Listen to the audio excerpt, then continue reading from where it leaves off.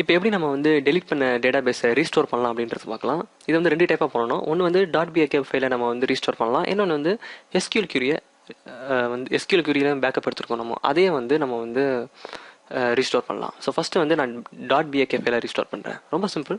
Data பேஸை select பண்ணிவிட்டு right click பண்ணி ரீஸ்டோர் டேட்டா பேஸ். ஸோ இந்த டயலாக் பாக்ஸ் உங்களுக்கு வரும். ஸோ இதில் வந்து நீங்கள் ஃபஸ்ட்டு ஃப்ரம் டிவைஸ், ஸோ இந்த லிப்ஸை கிளிக் பண்ணுங்கள். அண்ட் இல்லை ஆட்.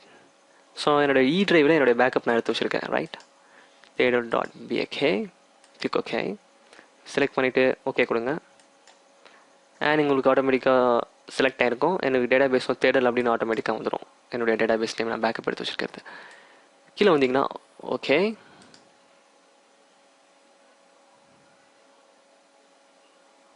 இங்கே ஓகே கிளிக் பண்ணுங்கள். ஸோ பார்த்தீங்கன்னா டேட்டா பேஸ் தேடல் ரீஸ்டோர் சக்ஸஸ்ஃபுல்லி. ஓகே. ஸோ இப்போ ரீஃப்ரெஷ் பண்ணிட்டு பார்த்தீங்கன்னா நம்ம பேக்கப் எடுத்த அந்த தேடல் டேட்டா பேஸ் வந்திருக்கும். எல்லா டேபிள்ஸும் வந்திருக்கும். டேபிள் வந்திருக்கும், அதுக்குள்ளே இருக்க ரோஸும் நம்மளுக்கு வந்திருக்கும். ஸோ அடுத்த வீடியோவில் வந்து நம்ம வந்து எப்படி ஸ்கிரிப்டை வச்சு பேக்கப் எடுக்கலாம் அப்படின்றத பார்க்கலாம்.